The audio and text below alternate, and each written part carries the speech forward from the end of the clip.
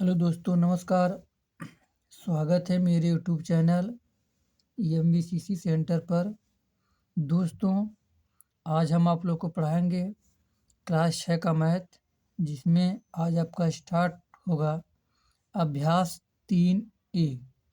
अभ्यास 3A। ठीक दोस्तों, इसमें हम आप लोगों को बताएंगे प्रश्न नंबर 1। प्रश्न नंबर 1, तो सबसे पहले आज आपका क्या स्टार्ट हो गया है? अभ्यास अभ्यास 3A। ठीक दोस्तों, यहाँ पे आपका स्टार्ट हुआ क्या? प्रश्न नंबर 1। प्रश्न नंबर 1 प्रश्न नंबर 1 में दिया है, निम्नांकित सारणियों में रिक्त स्थानों की पूर्ति के लिए सारणी के नीचे 4 विकल्प दिए गए हैं, जिनमें से केवल एक सही है। सही विकल्प चुनकर रिक्त स्थानों की पूर्ति कीजिए। ठीक दोस्त, यहाँ पे दिया है, देखिए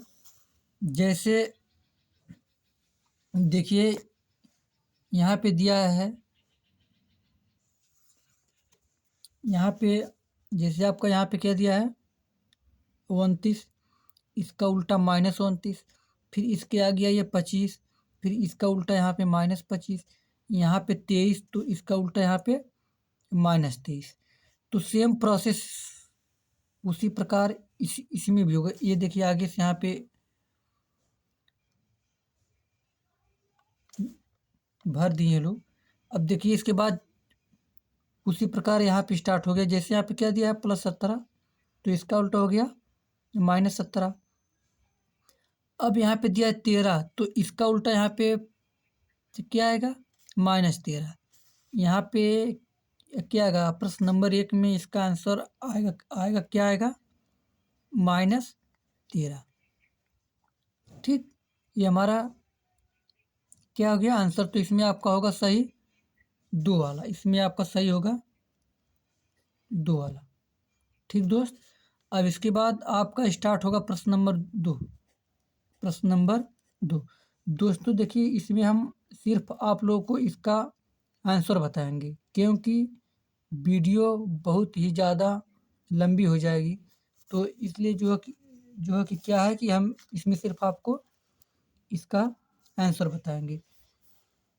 अब देखिए, अब आपका आ गया प्रश्न नंबर 2। प्रश्न नंबर 2 में क्या दिया है? देखिए, जैसे अब देखिए कि यहाँ से आपका कैसे स्टार्ट हो रहा है। जैसे यहाँ पे आपका दिया -7, तो एक स्थान छोड़ के दिया +7। फिर क्या दिया है? दिया है यहाँ पे +25, तो इसका उल्टा -25। ठीक मेरे दोस्त, फिर यहाँ पे दिया है -13, तो एक स्थान छोड़ के अब आ गया +13। अगर 31 है तो एक स्थान छोड़ के -31। सेम प्रोसेस इसमें भी उसी प्रकार करना है। देखिए यहाँ पे दिया है +5, तो इसका उल्टा एक स्थान छोड़ के -5। अगर यहाँ पे दिया है -8, तो इसका उल्टा आ गया +8। अब देखिए यहाँ पे दिया है 11, तो इसका उल्टा आ गया -11। अगर यहाँ पे दिया है -14, तो यहाँ पे आएगा क्या आएगा? या +14। यहाँ पे आएगा आपका आएगा क्या आएगा? +14। देखिए हम आपको बताए ना कि इसमें लोग क्या है कि भर दिया आगे से गलत सही। ठीक मेरे दोस्त, तो इसमें आपका सही हो जाएगा प्रश्न नंबर 3 का तीसरा, प्रश्न नंबर 2 का तीसरा। ठीक मेरे दोस्त, अब आपका आता है प्रश्न नंबर 3। अब ये आपका आता है, यहाँ पे क्या आता है? प्रश्न नंबर 3। देखिए प्रश्न नंबर 3 में क्या दिया है? प्रश्न तीसरा। देखिए इसमें दिया है कि निम्नलिखित को पूर्णांकों के रूप में लिखिए। पूरब को धन दिशा तथा समुद्र तल से ऊंचाई को धन दिशा में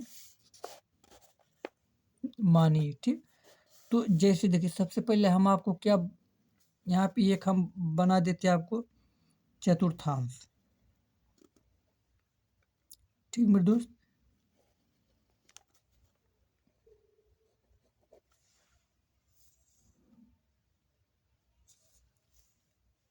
अब देखिए इसमें क्या होता है कि नक्शे में ऊपर की तरफ आपकी होती है उत्तर दिशा, ऊपर आपकी होती है उत्तर दिशा, और नीचे आपकी होती है कौन सी दिशा होती है? दक्षिण दिशा। नीचे आपकी होती है कौन सी?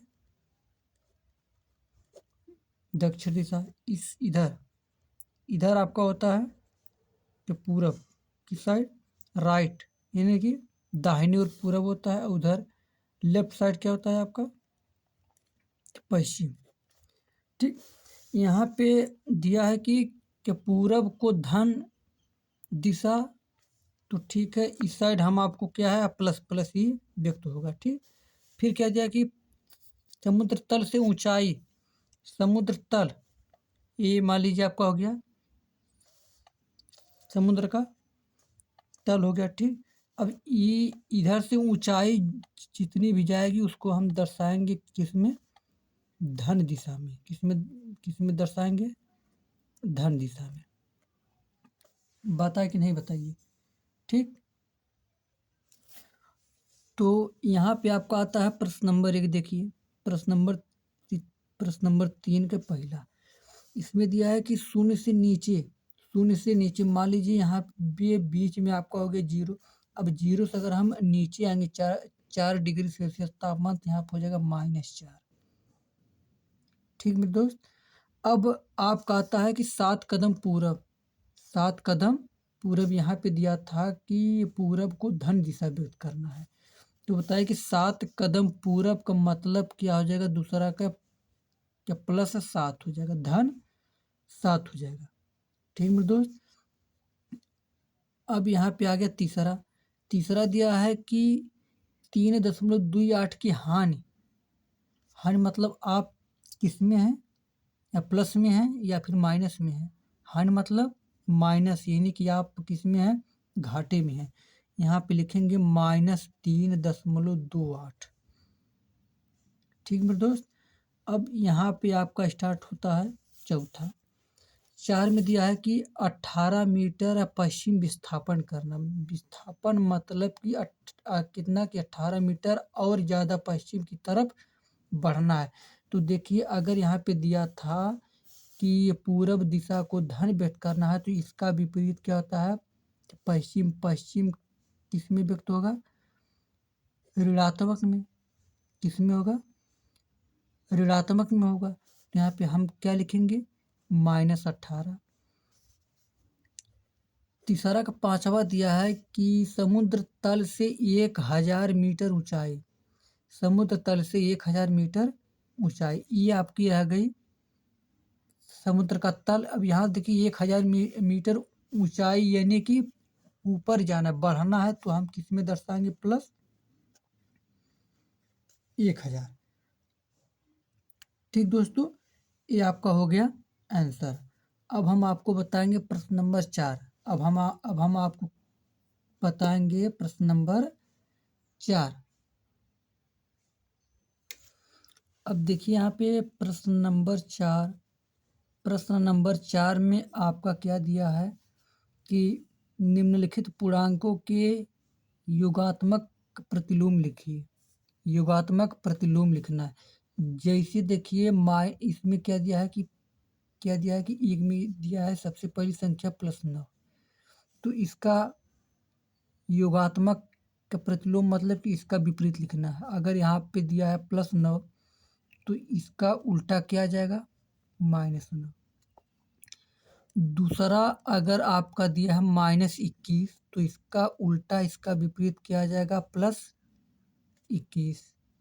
ठीक मेरे दोस्त, तीसरा अगर दिया है +39, तो इसका उल्टा कितना आ जाएगा? -39। ठीक, तो सेम इसी प्रकार ही बनेगा आपका चौथा, -41, तो इसका उल्टा हो जाएगा +41। अब देखिए इसके सामने हम चाहे प्लस का चिन्ह लगाएं या ना लगाएं, ये ये क्या है कि ये संख्या हमेशा हमको क्या है कि धनात्मक का संकेत देती है। ये संख्या हमेशा किसमें है? धनात्मक में है। इसके बाद आपका स्टार्ट होता है पाँचवा। 5 में दिया है +91, +91, तो इसका विपरीत होगा -91। ठीक मेरे दोस्त। अब आपका आ गया प्रश्न नंबर 5। अब आपका आ गया प्रश्न नंबर 5। प्रश्न नंबर 5 में दिया है कि संख्या रेखा खींचिए। संख्या रेखा खींचिए, उस पर निम्नांकित पूर्णांकों को प्रदर्शित कीजिए। तो ठीक है, हम सबसे पहले यहाँ पे बनाते हैं संख्या रेखा। संख्या रेखा हो गई। संख्या रेखा बीच में क्या आपका आता है 0। ठीक, दाहिने तरफ, दायां इस साइड क्या होता है बायां। दाहिने तरफ आपका होता है धनात्मक चिन्ह, धनात्मक चिन्ह यानी कि धनात्मक संख्या यहाँ पे भी बोल सकते हैं। इस साइड आपका क्या स्टार्ट होगा ऋणात्मक संख्या, पता है ना आपको। अब देखिए 0 के बाद दर्शाना, देखिए इसको हम एक बार हम इसको स्टार्ट से फिर एक बार बना दे रहे हैं। देखिए यहाँ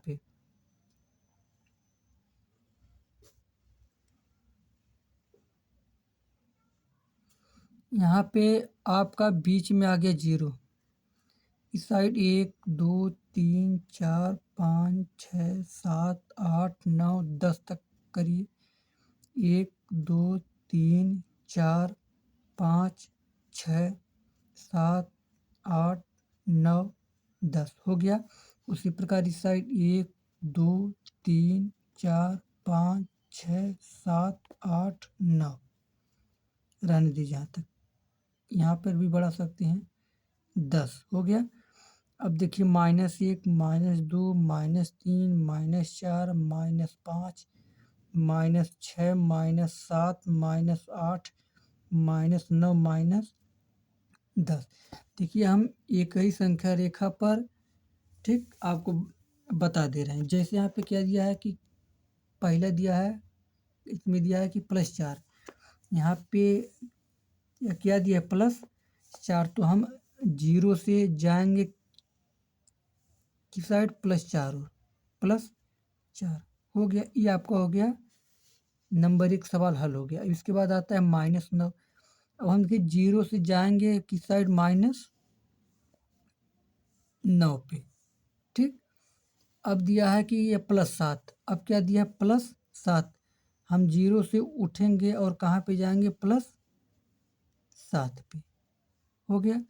अब ये आपका दिया है -3, तो हम 0 से उठेंगे कहाँ पे जाएंगे -3 पे, -3 पे हो गया।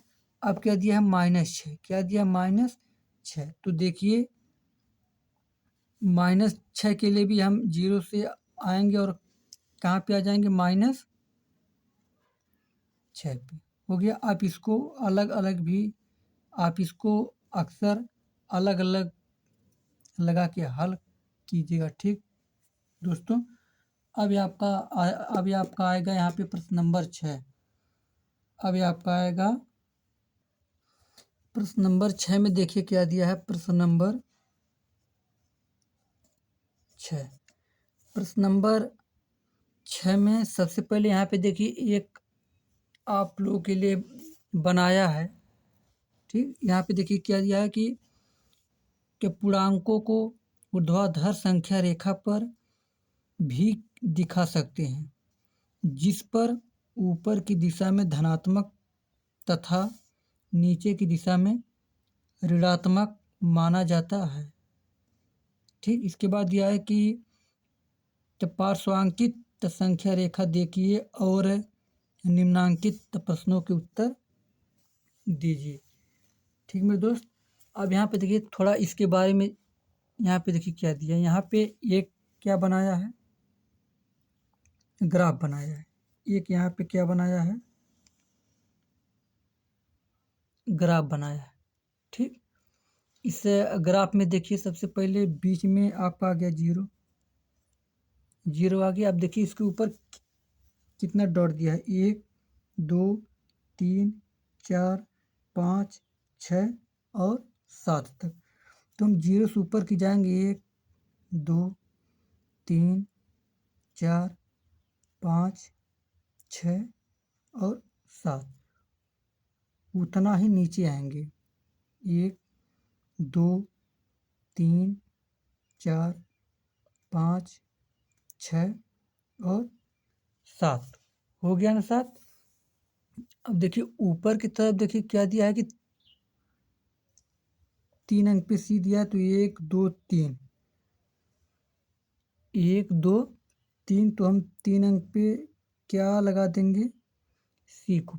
फिर देखिए एक अंक छोड़ के क्या दर्शाया, डी, तो एक अंक छोड़ के क्या दर्शा दिया है, डी। फिर ऊपर दिया है यल, उसके बाद यल के बाद क्या दे दिया है, ई, जिसका नाम रख दिया +7। देखिए 1 2 3 4 5 6, ठीक। अब उसी प्रकार बनाएंगे नीचे, उसी प्रकार बनाएंगे नीचे। देखिए नीचे क्या दिया है, -1 -2 -3 -4 -5 -6 -7 दिया है ना। देखिए इसमें 1 2 3, 3 पे क्या दिया है, बी, -3 पे क्या दर्शाया है, बी दर्शाया है। फिर 5 6, 6 पे क्या दिया है, की, 3 पे बी हो गया, 3 पे बी है, 4 5, 5 पे के दिया है, 5 पे के दिया है, 6 पे यम दिया है, 7 पे ई दिया है, 7 पे क्या दे दिया है, ई, ठीक दोस्त, 7 पे दिया। अब देखिए यहाँ पे क्या दिया है, का वाला, यहाँ पे दिया है कि ए बिंदु +7 है, तो कौन सा बिंदु -7 होगा। अगर ए बिंदु या +7 है तो इसका विपरीत ई बिंदु -7 होगा, तो इसका आंसर क्या आएगा, बिंदु ई, इसका आंसर आएगा बिंदु ई। अब यहाँ पे दे दिया है, का के बाद आपका आ गया प्रश्न 6 का खा, बिंदु बी किस पूर्णांक को निरूपित करता है, बिंदु बी किस पूर्णांक को निरूपित करता है। बी देखिए यहाँ पे है ना, यहाँ पे देखिए इसके सामने दिया -3, तो बिंदु बी किसको, किस पूर्णांक को निरूपित करता है, -3 को। अब आपका आ गया गा में दिया है कि बिंदु बी का विपरीत पूर्णांक बताइए। अगर बिंदु बी -3 है तो इसका विपरीत +3 होगा, +3 यानी कि सी, ठीक। अब आपका आता है यहाँ पे घा में दिया है कि बिंदु डी के यल से निरूपित पूर्णांक लिखिए, डी के यल, डी के यल। देखिए कि डी किस पूर्णांक को निरूपित कर रहा है, डी किसको किया, +5 को। के देखिए किसको दर्शा रहा है, के दर्शा रहा है -5 को, के दर्शा रहा है -5 को। अब आता है यल देखिए ऊपर दिया है, तो ये यहाँ पे दर्शा रहा है +6 को, ठीक दोस्तों। अब आपका आता है अंगा वाला, अब आपका आ गया अंगा वाला, बिंदुओं डी के यल के विपरीत को बताइए। तो देखिए डी के विपरीत कौन सा आता है, डी अगर है आपका 5 पे तो इसका विपरीत आएगा 5, 5 के विपरीत आएगा -5, -5 पे है के, तो डी का विपरीत आपका आ गया के। अब यहाँ पे दिया के, तो बाबू के का विपरीत आएगा डी, ठीक। फिर दिया है यल के विपरीत, अगर यहाँ पे यल है, यल आपका दिया है किस पे, +6 पे, तो इसका विपरीत आपका आएगा -6 पे क्या है, यम, तो यल का उल्टा यम, ठीक दोस्तों। अब आपका आएगा प्रश्न नंबर 7। अब यहाँ पे आपका आएगा प्रश्न नंबर 7, ठीक दोस्तों। देखिए प्रश्न नंबर 7 में दिया है निम्नांकित के बीच सभी निम्नांकित के बीच के सभी पूर्णांक लिखिए। ठीक, तो सभी पूर्णांक लिखने का मतलब है, जैसे दिया यहाँ पे दे दिया आपका प्रश्न 7 का प्रश्न 7 के का में दिया -2 और +3। बताइए -2 यहाँ पे है और +3 यहाँ पे है, तो इसके बीच जितने पूर्णांक है सबको लिखना है। इसके बीच आपका आएगा -1, 0, फिर आपका आएगा +1, फिर आपका आएगा +2। ठीक, अब इसके बाद आपका आता है का के बाद आपका आ गया खा में दिया कि 0 और 6 के बीच के पूर्णांक लिखना है, तो 0 यहाँ पे हो गया 6, इसके बीच टोटल पूर्णांक 1, 2, 3, 4 और 5। अब ये आपका आ गया गा में दिया -4 और +4 के बीच टोटल पूर्णांक लिखिए। यहाँ पे आपका आ गया -4, यहाँ पे आपका आ गया +4। इसके बीच देखिए टोटल पूर्णांक आपके आते हैं, यहाँ पे आ गया -3, कामा -2, कामा -1, कामा 0, कामा 1, 2, 3। ये आपके आ गए हैं टोटल पूर्णांक इसके बीच का।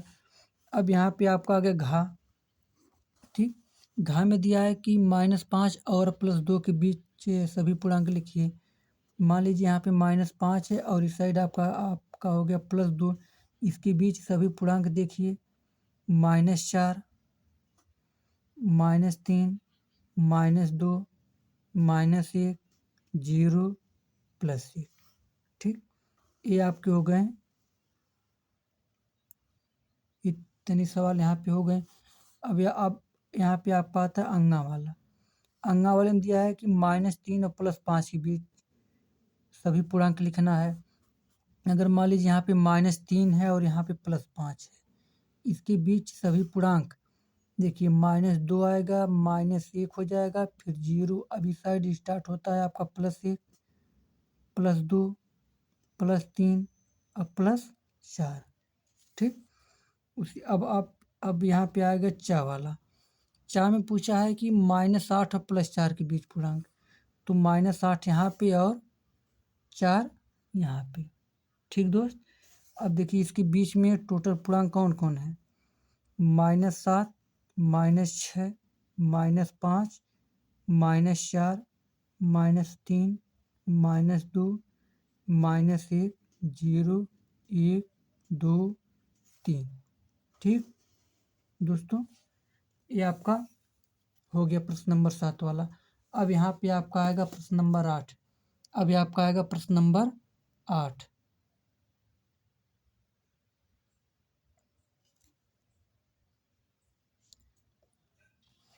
देखिए प्रश्न नंबर 8 में आपका दिया है, प्रश्न नंबर 8 में दिया है कि निम्नांकित संख्या रेखा देखिए, इसकी सहायता से निम्नांकित पूर्णांकों के जोड़े के बीच के पूर्णांकों को आरोही क्रम में दर्शाना है।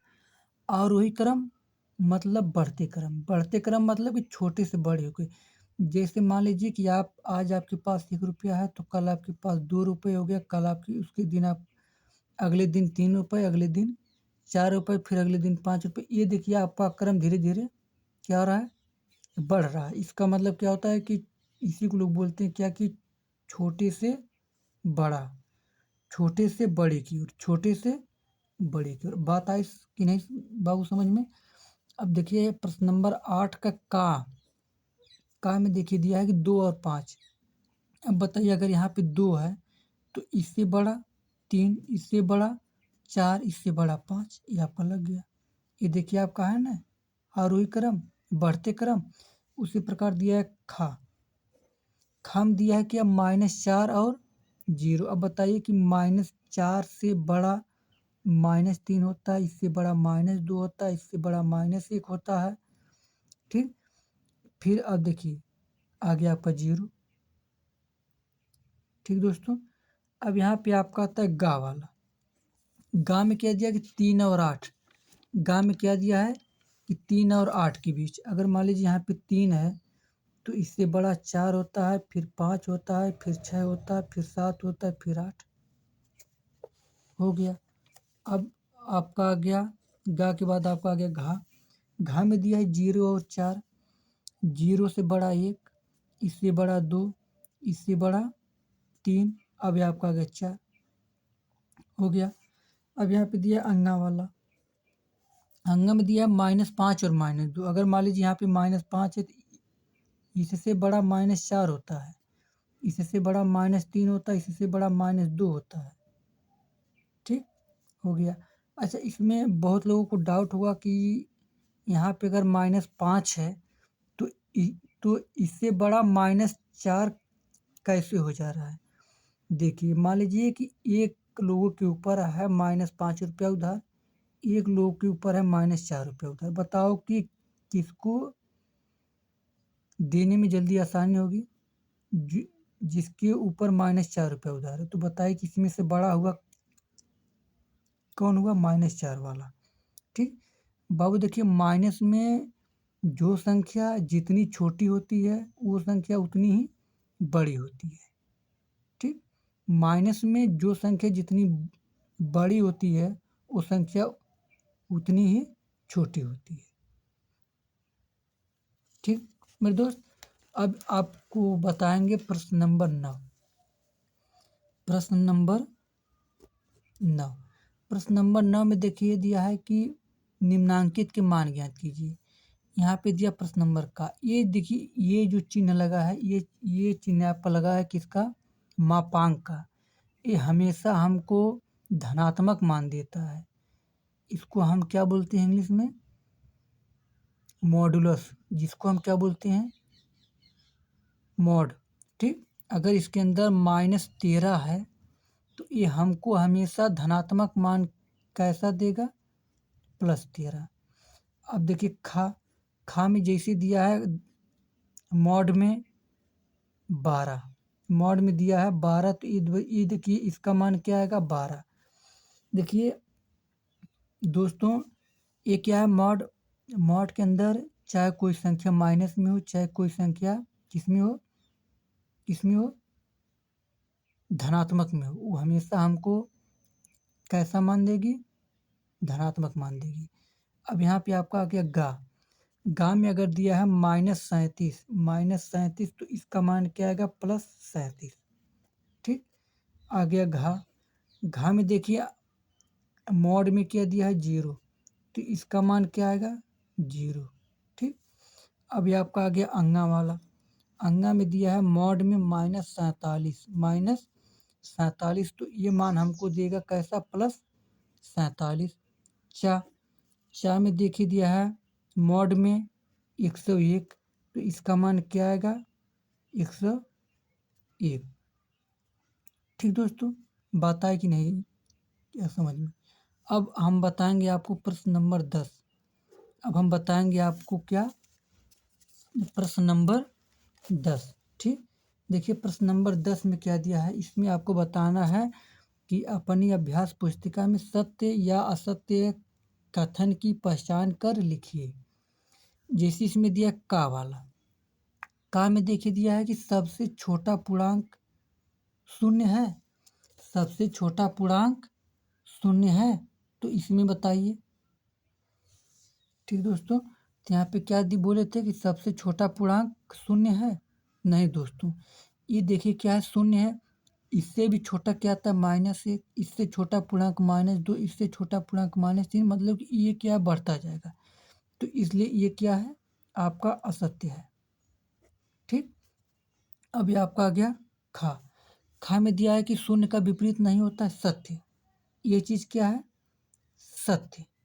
ठीक दोस्तों, देखिए अगर मान लीजिए यहाँ पे दिया है 4, बाबू 4 का विपरीत होता है 1/4। अगर यहाँ पे क्या है, 0 का विपरीत 1/0 नहीं कर सकती है, क्योंकि 0 से किसी भी संख्या में भाग देते हैं तो इसका मान क्या आता है, इनफाइनाइट आता है, अपरिभाषित होता है। ठीक मेरे दोस्तों, आई बात की नहीं समझ में। अब इसके बाद आपका स्टार्ट होता है गा। ठीक, गा में देखिए क्या दिया है कि -17 बड़ा है -5 से। ये देखिए, यह संभव, ये क्या है, असंभव है। -17 बड़ा है किससे, -5 से, ये क्या है, असत्य है। ये क्या है, असत्य अभी बताया हूँ कि माइनस में जो संख्या जितनी बड़ी होती है वह संख्या उतनी ही छोटी होती है। ठीक मेरे दोस्त। अब आपका स्टार्ट होता है घा। घा में दिया है कि एक धनात्मक पूर्णांक अपने योगात्मक का प्रतिलोम से बड़ा होता है। बिल्कुल सही। अगर मान लीजिए कोई धनात्मक पूर्णांक क्या है 5, मान लीजिए कोई कोई पूर्णांक क्या 5 है, इसका योगात्मक प्रतिलोम -5 आएगा। अब बताइए कि ये अपने योगात्मक का प्रतिलोम से बड़ा है कि नहीं है? बिल्कुल बड़ा है। ये बात क्या है? सत्य है। ठीक। अब ये आपका आ गया अंगा वाला। अब यहाँ पे आपका आ गया कौन सा प्रश्न?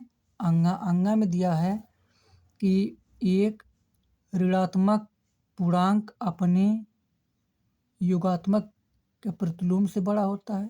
ये बात क्या है? असत्य है। देखिए एक ऋणात्मक पूर्णांक, मान लीजिए कोई ऋणात्मक पूर्णांक मान लीजिए -2। ठीक। अब बताइए कि इसका योगात्मक प्रतिलोम आएगा +2। अब बताइए कि क्या ये अपने योगात्मक का प्रतिलोम से बड़ा है? नहीं ना। तो ये बात क्या है? असत्य। ये बात क्या है? असत्य। ठीक दोस्त। अब इसके बाद आपका आता है चा वाला। अब आपका आता है चा। चा में दिया है कि शून्य एक पूर्णांक नहीं है। ये देखिए शून्य एक पूर्णांक नहीं है, बिल्कुल है। शून्य एक पूर्णांक है। यहाँ पे दिया है कि शून्य एक पूर्णांक नहीं है। असत्य। असत्य। शून्य एक पूर्णांक है। ठीक। अब आपका आता है छा वाला। अब ये आपका आ गया आखिरी आ गया छा वाला। छा में दिया है कि शून्य का योगात्मक प्रतिलोम शून्य होता है। बिल्कुल बात सही है। 0 यानी कि शून्य, इसका योगात्मक प्रतिलोम शून्य होता है, क्योंकि 0 ना तो धनात्मक संख्या है ना तो ऋणात्मक संख्या है। ठीक दोस्तों, धन्यवाद।